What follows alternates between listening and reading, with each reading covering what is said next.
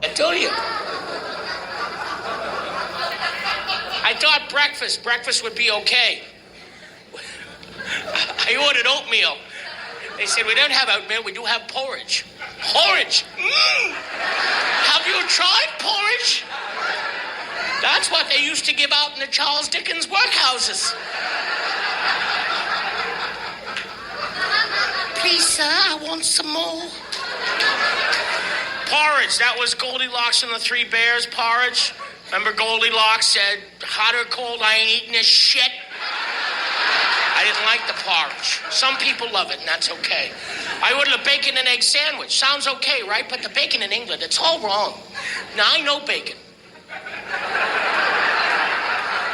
I think you know I know bacon. It was about this thick, and it wasn't cooked properly. When I look at something and go, you know what? That's not healthy. You can take that to the bank. So I wouldn't eat the bacon and egg sandwich.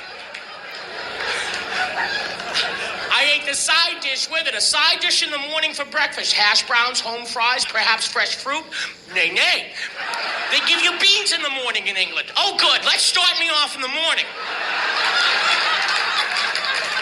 Empty stomach, cup of black coffee and some beans. Now let's walk me around London for a little while. Get me all churned up. Put me in a taxi and see what happens. I blew the doors off a taxi. They thought it was a bombing. I heard, The driver slumped over the wheel. With the sound the gas made, he thought he had been shot. Then I heard, if he farts again, shoot on my command. What are you giving me beans for? Good morning. It's Tuesday, Ayn Rand Tuesday, August the 1st, and this is The True Conservative. Welcome to all the butchers, bakers, and candlestick makers out there. I'm Ron, your host, and the only true conservative in the United States today. So today, after the Serenity Prayer and the patriotic song of the day, we will have My Take, No Free Lunch, The Rape of the Mind, and Ayn Rand, Chapter 9 of her book, Philosophy, Who Needs It? All that and more when I get back.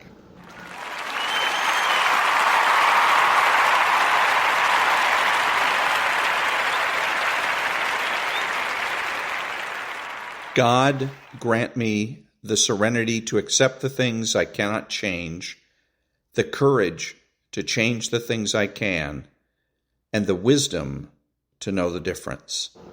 Amen.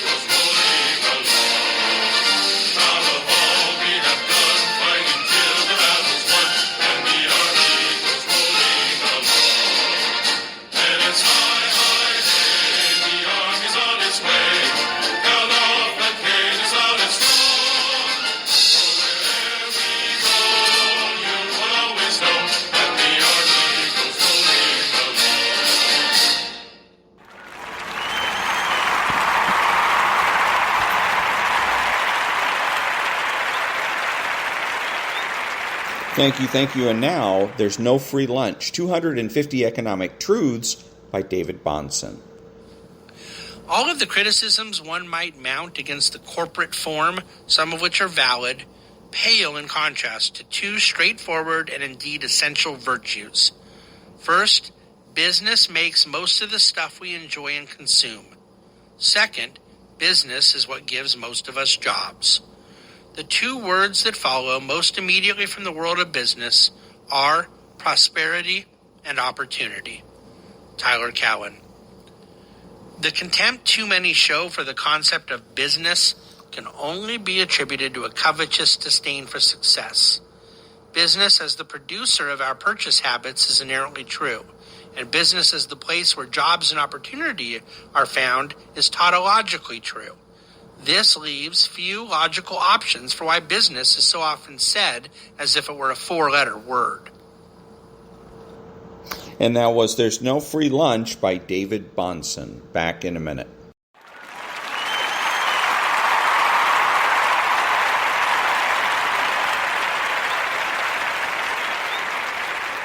Thank you. What are the true conservative suggested federal political priorities? Number 1, recognize that the government has no rights. 2, defund Planned Parenthood. 3, replace the Affordable Care Act. 4, institute zero-based budgeting. 5, prohibit collective bargaining for all public employees. 6, assign criminal and civil liabilities to all government regulators. 7, immediately repeal the Patriot Act. 8, immediately repeal all emergency dictator laws. 9, reinstate writs of outlawry. 10, use taxpayer funds to sponsor recalls, ballot initiatives, and referendums. 11, create a flexible minimum wage. 12, means test health care. 13, immediately and permanently prohibit investment banking by any office holder. And 14, make nuclear, chemical, and biological weapons obsolete. Back in a minute.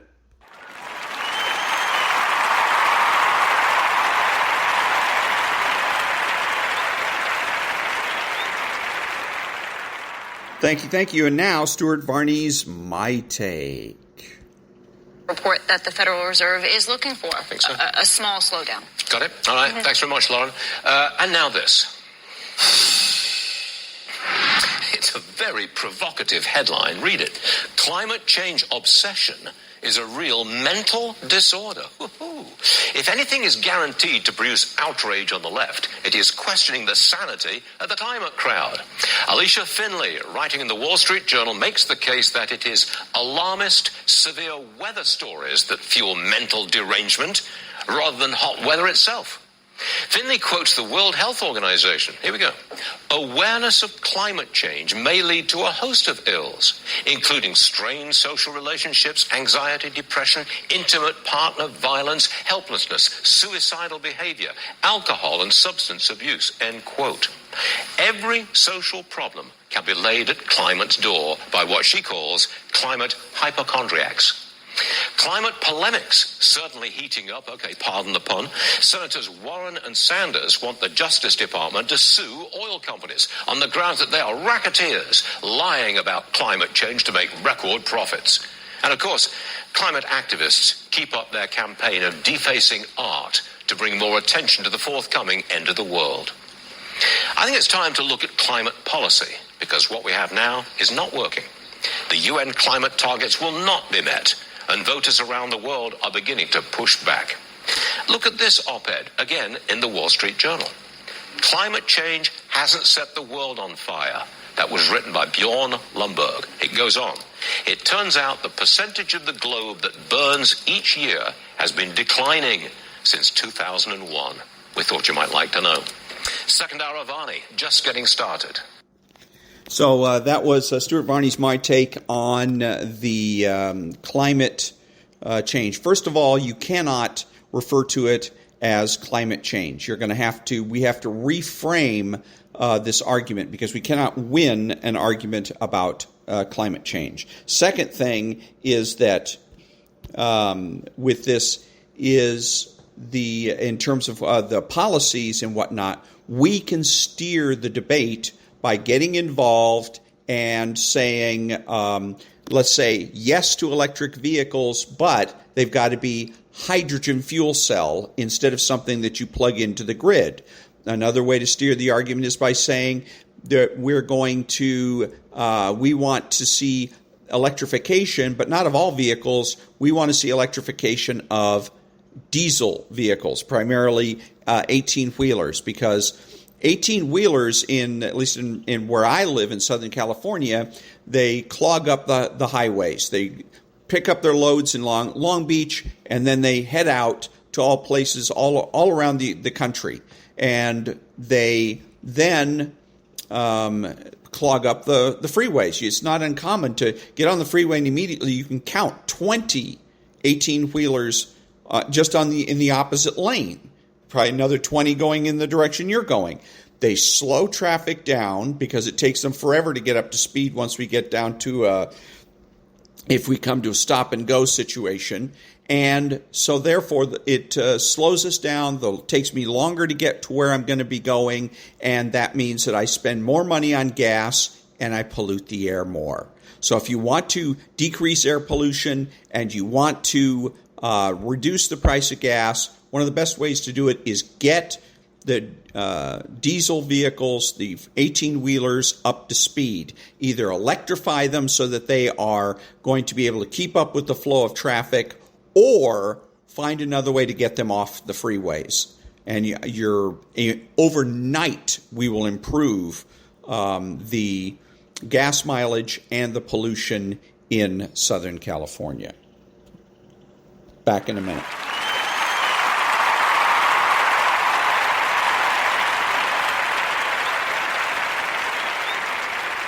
Thank you. And now the rape of the mind. Psychological warfare as a weapon of terror. Every human communication can be either a report of straight facts or an attempt to suggest things in situation as they do not exist. Such distortion and perversion of facts strike at the core of human communication. The verbal battle against man's concept of truth and against his mind seems to be ceaseless. For example, if I can instill in eventual future enemies fear and terror and the suggestion of impending defeat, even before they are willing to fight, my battle is already half won. The strategy of man to use a frightening mask and a loud voice to utter lies in order to manipulate friend and foe is as old as mankind.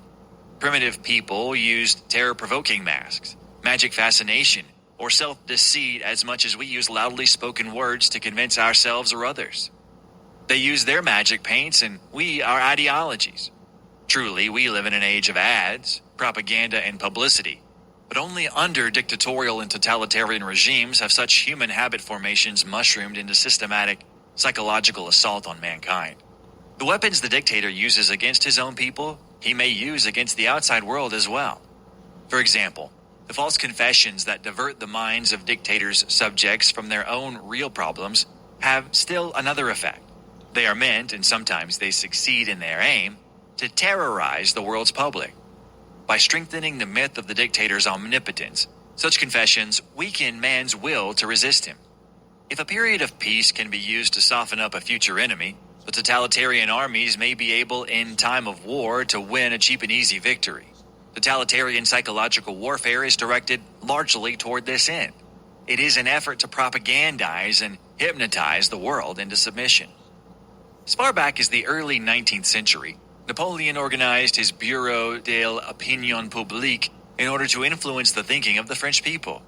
But it fell to the Germans to develop the manipulation of public opinion into a huge, well-organized machine.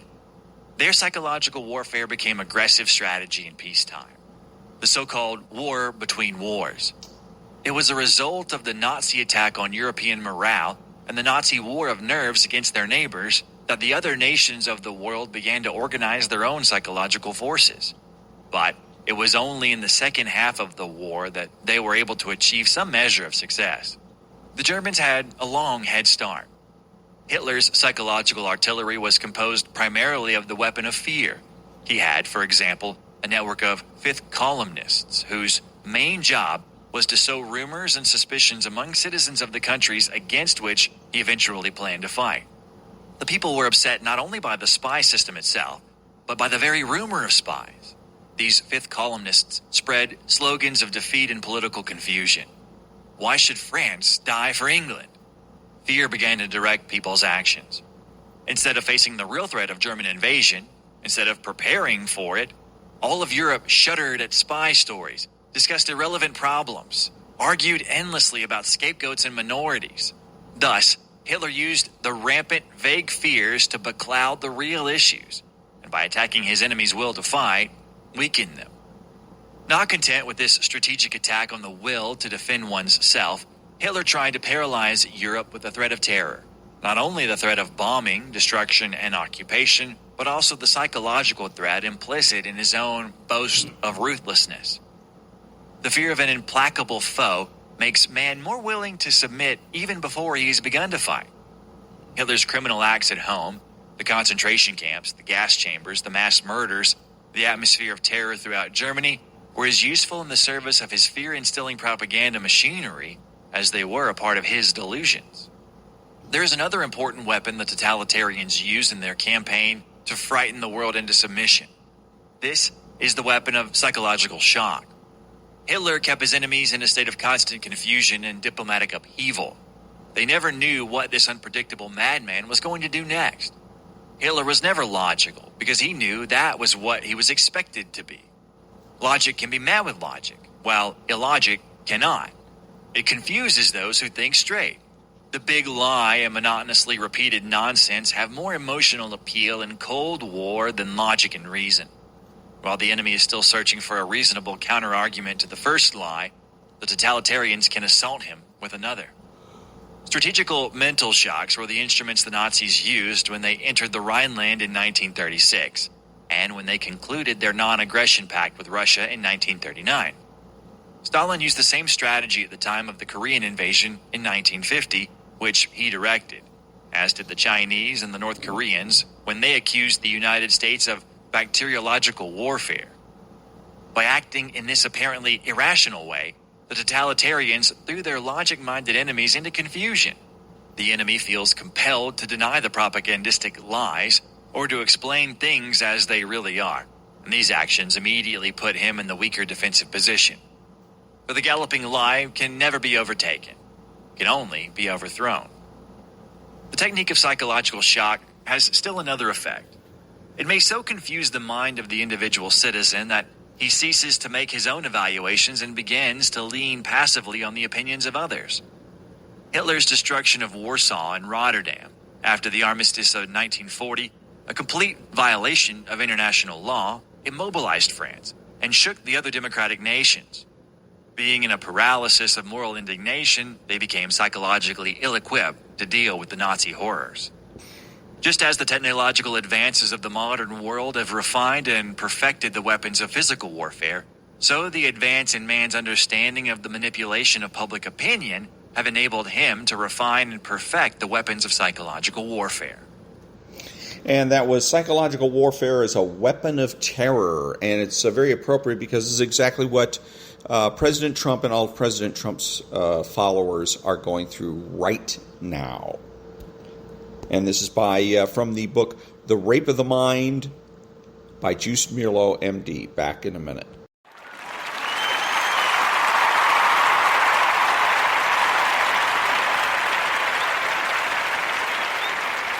Thank you. And now, Chapter 9, about 34 minutes long, of Philosophy Who Needs It by Ayn Rand. 9. Kant versus Sullivan, 1970. In the title essay of For the New Intellectual, discussing modern philosophy's concerted attack on man's mind, I referred to the philosopher's division into two camps: those who claim that man obtains his knowledge of the world by deducing it exclusively from concepts, which come from inside his head and are not derived from the perception of physical facts, the rationalists; and those who claim that man obtains his knowledge from experience, which is held to mean by direct perception of immediate facts with no recourse to concepts, the empiricists. To put it more simply, those who joined the witch doctor by abandoning reality, and those who clung to reality by abandoning their mind. For the past several decades, the dominant fashion among academic philosophers was empiricism, a militant kind of empiricism. Its exponents dismissed philosophical problems by declaring that fundamental concepts, such as existence, entity, identity, reality, are meaningless. They declared that concepts are arbitrary social conventions, and that only sense data, unprocessed by conceptualization, represented a valid or scientific form of knowledge, and they debated such issues as whether man can claim with certainty that he perceives a tomato or only a patch of red. Sooner or later, it had to become apparent that cooks, let alone scientists, do something with that patch of red by some means which is not direct and immediate sensory perception, and, as in any field of activity ruled by fashion, not facts, the philosophical pendulum began to swing to the other side of the same coin. Accepting the empiricist's basic premise that concepts have no necessary relation to sense data, a new breed of rationalists is floating up to the surface of the academic mainstream, declaring that scientific knowledge does not require any sense data at all, which means that man does not need his sense organs. If the empiricist trend, with its glib, glossy, up-to-the-minute modernism of quasi-technological jargon and pseudo-mathematical equations, may be regarded as the miniskirt period of philosophical fashion, then the rationalist revival brings in the maxi-skirt period, an old, bedraggled, pavement-sweeping, unsanitary maxi-skirt, as unsuited for climbing into a modern car or airplane, or for any kind of climbing, as its equivalent in the field of ladies' garments. How low this new fashion can fall, and what its hemline can pick up, may be observed in the November 20th, 1969 issue of The Journal of Philosophy, a magazine regarded as the most prestigious of the American journals of the philosophic profession, published at Columbia University. The lead article is entitled Science Without Experience by Paul K. Feyerabend of the University of California and London University. Remember that what is meant here by experience is the evidence of man's senses. The article declares, it must be possible to imagine a natural science without sensory elements, and it should perhaps also be possible to indicate how such a science is going to work. Now, experience is said to enter science at 3 points: testing, assimilation of the results of test, understanding of theories. Whoever is said to have said this did not include observation among his 3 points, implying that science begins with testing. If so, what does one test? No answer is given.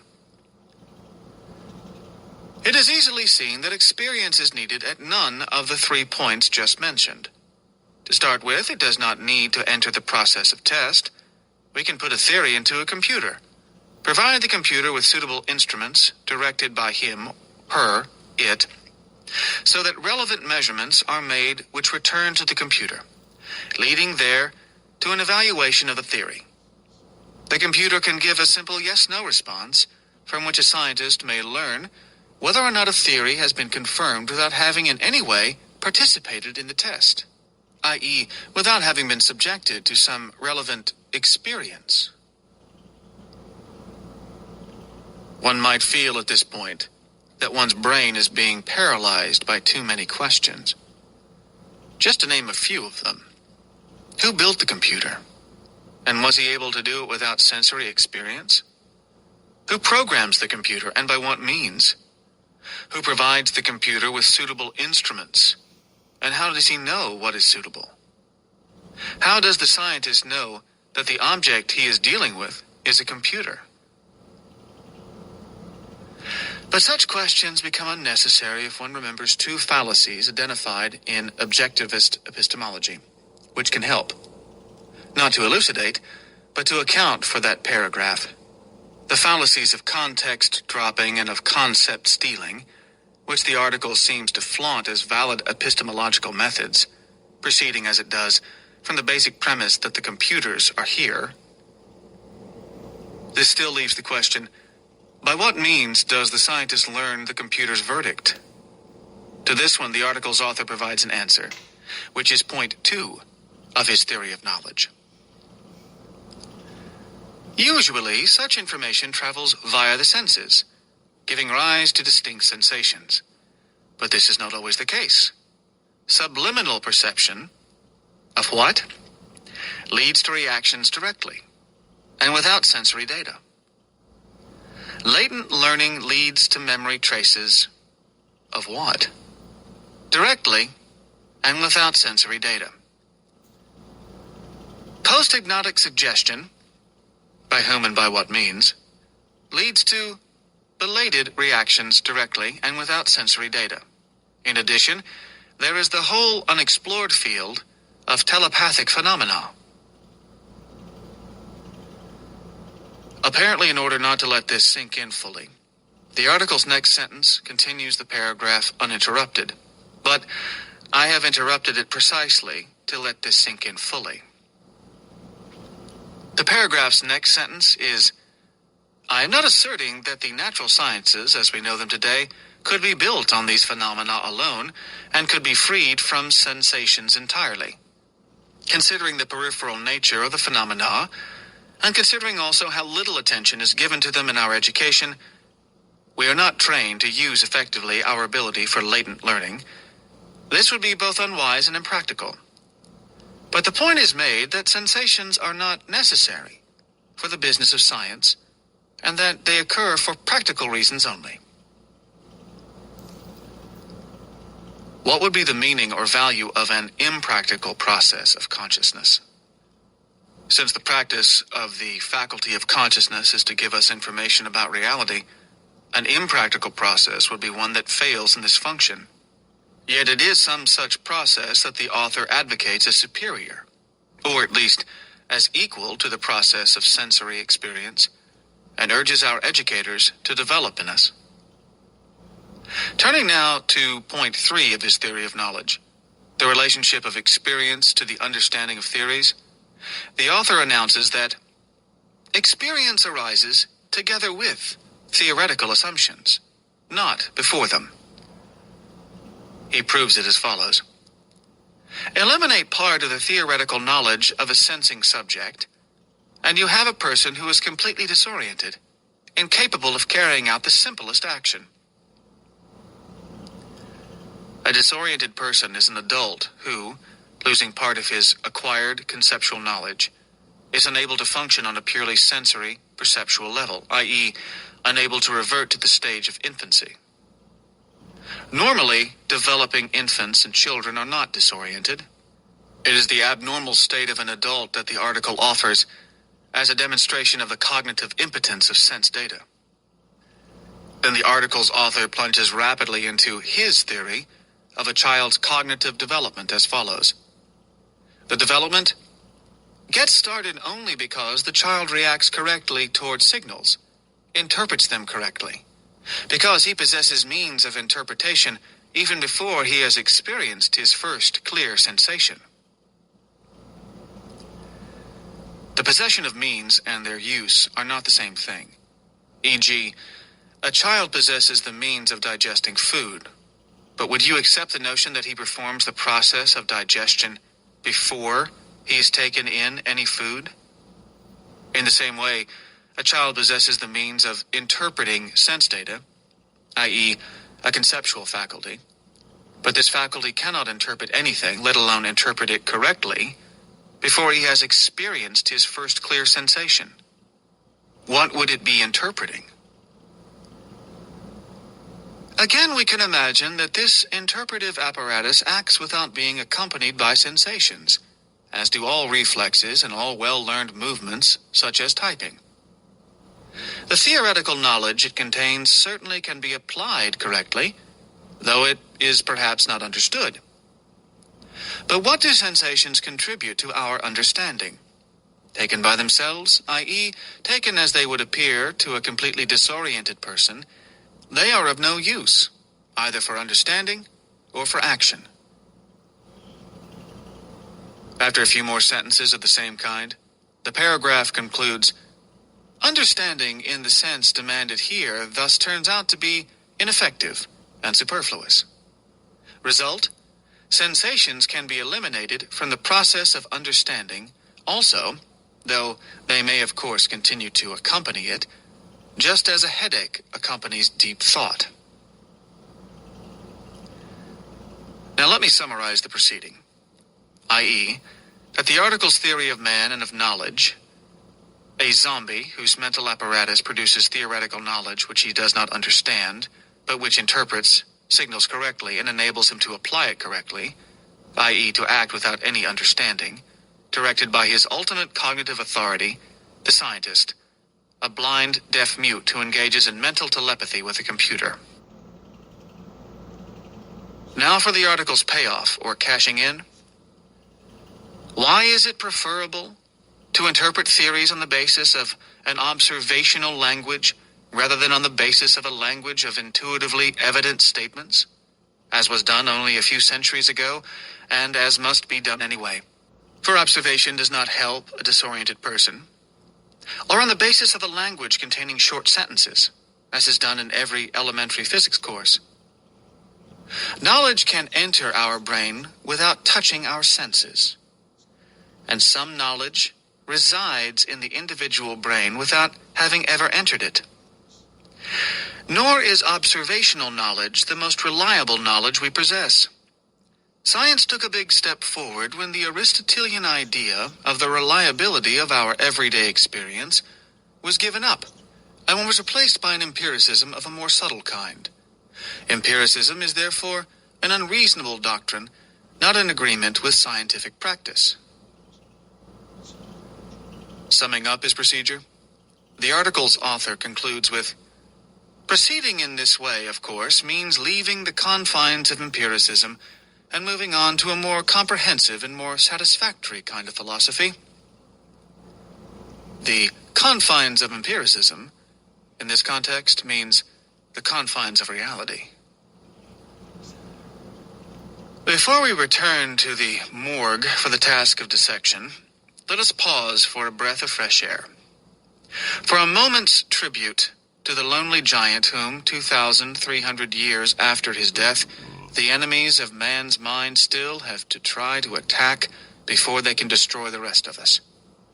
A graphic description of what a non-observational, non-Aristotelian language would be like is given in an academically less prestigious journal, Look Magazine, January 13th, 1970. An article entitled, Growl to Me Softly and I'll Understand, declares, on a personal level, there is no need to cling to formal grammar to convey meaning. Speech does not have to be linear. It can come out as a compressed overlay of facts and sensations and moods and ideas and images. Words can serve as signals, and others will understand. The way a man feels can be unashamedly expressed in sheer sound, such as a low, glottal hum, like the purring of a cat to indicate contentment. Feelings have meaning. Sounds have meaning. Open language can be a joy. A language we can grow with, growl with. Words can cramp your style. Suppose that you are on trial for a crime you did not commit. You need the clearest focus, the fullest concentration on facts, the strictest justice in the minds of those you face, in order to prove your innocence. But what comes out of the judge and jury is a compressed overlay of facts and sensations and moods and ideas and images. Suppose that the government issues a decree which expropriates everything you own. Send your children to a concentration camp, your wife to a firing squad, yourself to forced labor, and your country into a nuclear war. You struggle frantically to understand why, but what comes out of your country's leaders is a compressed overlay of facts and sensations and moods and ideas and images. These examples are not exaggerations. They are precisely what the two articles quoted mean, and the only things they can mean. In that factual existential reality, where your sole tool of protection and survival is concepts, i.e. language. The Look article wears a thin fig leaf in the form of restricting the growls to the personal level, which cannot be done since the human mind is unable to carry for long that kind of double psychoepistemology. But the Journal of Philosophy article advocates the method of the compressed overlay, a non-observational language, for the mental activities of scientists. Science without experience heralds the retrogression a philosophy to the primordial, pre-philosophical rationalism of the jungle, as was done only a few centuries ago, states the author, in support of a non-observational language. But what is innocent and explicable in an infant or a savage becomes senile corruption when the snake oil, totem poles, and magic potions are replaced by a computer. This is the sort of rationalism that Plato, Descartes, and all the others of that school would be ashamed of, but not Kant. This is his baby, and his ultimate triumph, since he is the most fertile father for the doctrine equating the means of consciousness with its content. I refer you to his notion that the machinery of consciousness produces its own categorical content. Science without experience is an article without significance and would not be worth considering or discussing if it were not for the shocking fact that it was published in the leading American journal of the philosophic profession. If this is the view of man, of reason, of knowledge, of science, of existence, sanctioned and propagated by the philosophic authorities of our time, can you blame the hippies and yippies who are their products? Can you blame an average youth who is thrown out into the world with this kind of mental equipment? Do you need any committees, commissions, or multi-million-dollar studies to tell you the causes of campus violence and drug addiction? A brilliant young professor of philosophy gave me the following explanation of the appearance of that article. They, the academic philosophers, would enjoy it because it attacks philosophy in a hooligan manner, including some of their own most cherished beliefs, such as empiricism. They get a kick out of it. They will read and publish anything, so long as it does not imply or advocate a broad, consistent, integrated system of ideas. For a long time, the academic philosophers have been able to do nothing but attack and refute one another, which is not difficult, without being able to offer any theory of a constructive or positive nature. Every new attack confirms their notion that nothing else is possible to their profession and nothing else can be demanded of it. If the style of the attack is hooligan, it reassures them. They don't have to take it or philosophy seriously. They will tolerate anything, so long as it does not require that they check the validity of their own premises, i.e., so long as it does not threaten the belief that one set of arbitrary assumptions is as good as another. In For the New Intellectual, I mentioned the central cause of the post-Renaissance philosopher's disaster, the issue that brought its eventual collapse. They, the philosophers, were unable to offer a solution to the problem of universals, that is, to define the nature and source of abstractions, to determine the relationship of concepts to perceptual data, and to prove the validity of scientific induction. They were unable to refute the witch doctor's claim that their concepts were as arbitrary as his whims, and that their scientific knowledge had no greater metaphysical validity than his revelations. Observe that the demands for this sort of epistemological equality is still the irrationalist's policy, strategy, and goal. Why is it preferable to interpret theories on the basis of an observational language rather than on the basis of a language of intuitively evident statements? Asks the author of Science Without Experience. This is the perverse form in which mystics are compelled to acknowledge the supremacy of reason, and to confess their motive, their envy, and their fear. An advocate of reason does not ask that his knowledge be granted equality with the intuitions and revelations of mystics. Concepts are the products of a mental process that integrates and organizes the evidence provided by man's senses. See my introduction to objectivist epistemology. Man's senses are his only direct cognitive contact with reality, and therefore his only source of information. Without sensory evidence, there can be no concepts. Without concepts, there can be no language. Without language, there can be no knowledge and no science. The answer to the question of the relationship of concepts to perceptual data determines man's evaluation of the cognitive efficacy of his mind. It determines the course of every individual life and the fate of nations, of empires, of science, of art, of civilization. There are not many men who would die for the sake of protecting the right answer to that question, yet countless millions have died because of the wrong answers. Through all the ages, a major attack on man's conceptual faculty was directed at its foundation, i.e., at his senses, in the form of the allegation that man's senses are unreliable. It remained for the brazenness of the 20th century to declare that man's senses are superfluous. If you want to grasp fully the abysmal nature of that claim, and simultaneously to grasp the origin of concepts and their dependence on sensory evidence, I will refer you to a famous play. One might think that such a subject cannot be dramatized, but it has been, simply, eloquently, heartbreakingly. And it is not a work of fiction, but a dramatization of historical facts. It is The Miracle Worker by William Gibson, and it tells the story of how Annie Sullivan brought Helen Keller to grasp the nature of language. If you have seen the superlative performance of Patty Duke in the role of Helen Keller, in the stage or screen version of the play, you have seen the image of man projected by science without experience, or as near to it as a living being can come.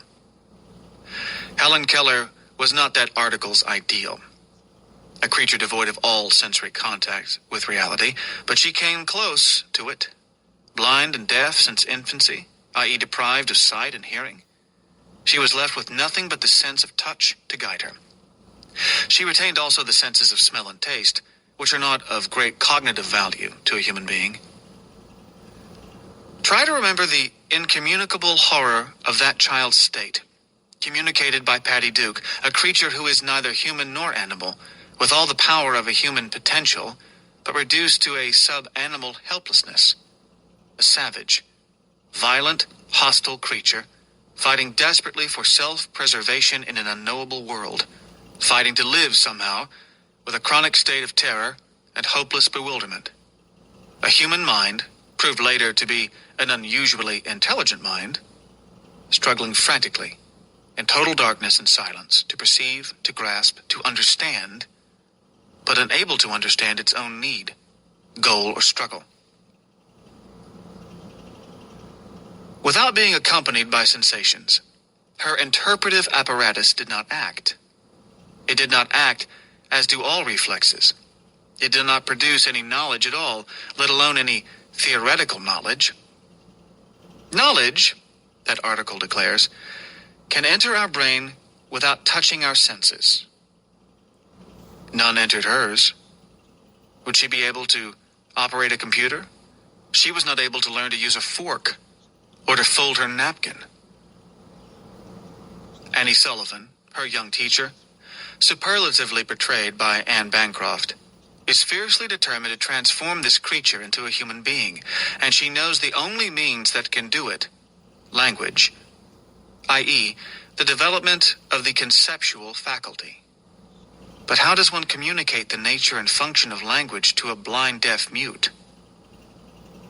The entire action of the play is concerned with this single central issue. Annie's struggle to make Helen's mind grasp a word, not a signal, but a word.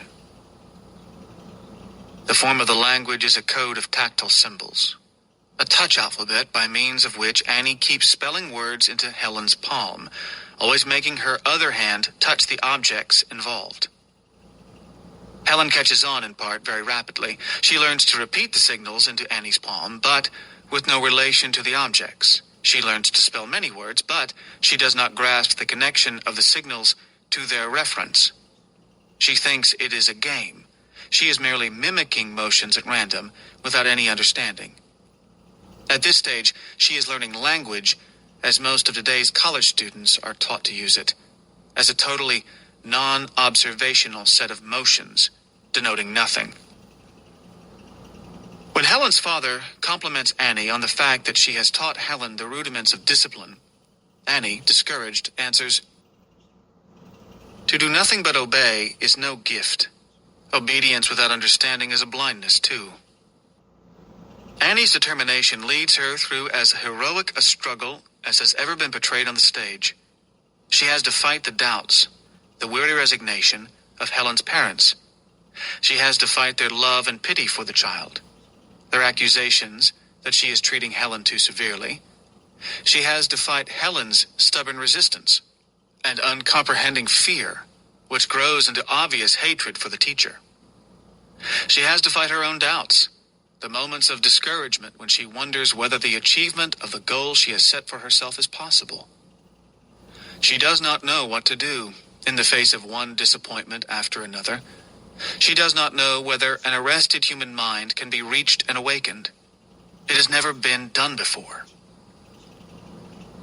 Her only weapon is to go on, hour after hour, day after day, endlessly pulling Helen's hand to touch the objects they encounter, to gain sensory evidence, and spelling into her palm CAKE, MILK, WATER, over and over again without any results. Helen's older half-brother, James, skeptical of Annie's efforts, remarks that Helen might not want to learn, and maybe there's such a thing as dullness of heart, acceptance, and letting go. Sooner or later we all give up, don't we? Annie, maybe you all do. It's my idea of the original sin. James, what is? Annie, giving up? James, you won't open her. Why can't you let her be? Have some pity on her for being what she is. Annie, if I'd ever once thought like that, I'd be dead. In today's world, many physically healthy but intellectually crippled people, particularly college students, need Annie Sullivan's help, which they can use if they have retained the capacity to grasp, not merely look at and repeat, but grasp the full meaning of two statements of Annie Sullivan. Addressed to Helen's father, words can be her eyes to everything in the world outside her, and inside too. What is she without words? With them she can think, have ideas, be reached. There's not a thought or fact in the world that can't be hers, and she has them already. 18 nouns and 3 verbs. They're in her fingers now. I need only time to push one of them into her mind. One, and everything under the sun will follow. Addressed to Helen, who cannot hear. I want to teach you, everything the earth is full of, Helen. Everything on it that's ours for a wink, and it's gone. And what we are on it. The light we bring to it and leave behind. And words, why, you can see 5,000 years back in a light of words. Everything we feel, think, know, and share in words. So not a soul is in darkness or done with, even in the grave. And I know one word, and I can put the world in your hand, and whatever it is to me, I won't take less. Words can cramp your style, answers Look magazine. To my knowledge, The Miracle Worker is the only epistemological play ever written. It holds the viewer intensely mounting suspense, not over a chase or a bank robbery, but over the question of whether a human mind will come to life. Its climax is magnificent. After Annie's crushing disappointment at Helen's seeming retrogression, water from a pump spills over Helen's hand, while Annie is automatically spelling WATER into her palm, and suddenly Helen understands. The two great moments of that climax are incommunicable, except through the art of acting. One is the look on Patty Duke's face when she grasps that the signals mean the liquid. The other is the sound of Anne Bancroft's voice when she calls Helen's mother and cries, "She knows!" The quietly sublime intensity of that word, with everything it involves, connotes, and makes possible, is what modern philosophy is out to destroy. I suggest that you read The Miracle Worker and study its implications. I am not acquainted with William Gibson's other works. I believe that I would disagree with many aspects of his philosophy, as I disagree with much of Helen Keller's adult philosophy. But this particular play is an invaluable lesson in the fundamentals of a rational epistemology. I suggest that you consider Annie Sullivan's titanic struggle to arouse a child's conceptual faculty by means of a single sense, the sense of touch. Then evaluate the meaning, motive, and moral status of the notion that man's conceptual faculty does not require any sensory experience. I suggest that you consider what an enormous intellectual feat Helen Keller had to perform in order to develop a fully conceptual range, including a college education, which required more in her day than it does now. Then judge those normal people who learn their first perceptual level abstractions without any difficulty and freeze on that level, and keep the higher ranges of their conceptual development in a chaotic fog of swimming indeterminate approximations, playing a game of signals without reference, as Helen Keller did at first, but without her excuse. Then check on whether you respect and how carefully you employ your priceless possession, language. And lastly, I suggest that you try to project what would have happened if, instead of Annie Sullivan, a sadist had taken charge of Helen Keller's education.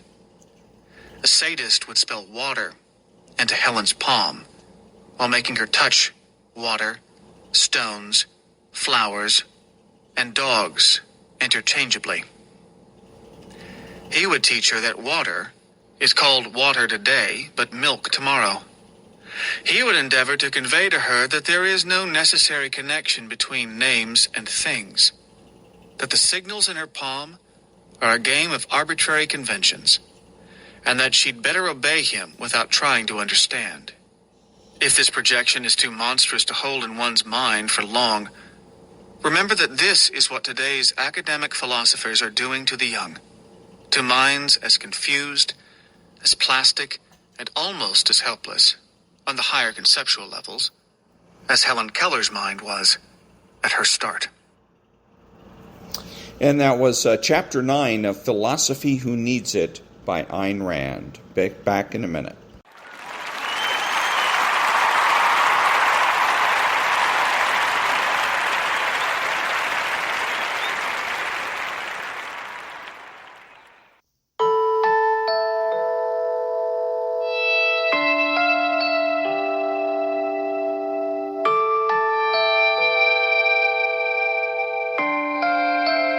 Come with me, and you'll be in a world of pure imagination.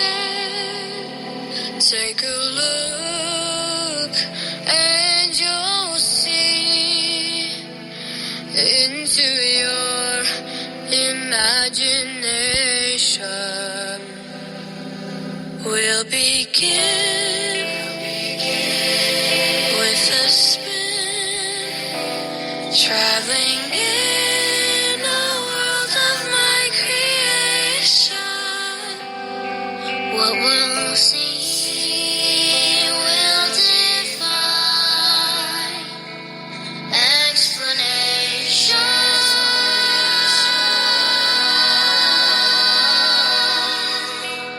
If you want to feel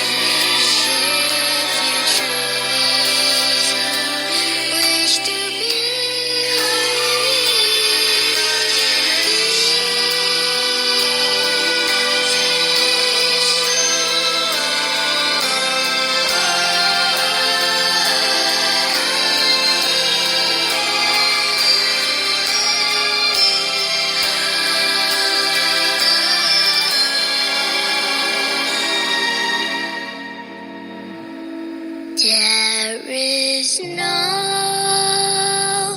Life I know to compare with pure imagination. Living there, you'll be free if you truly wish to be. Living there, you'll be free if you truly wish to be.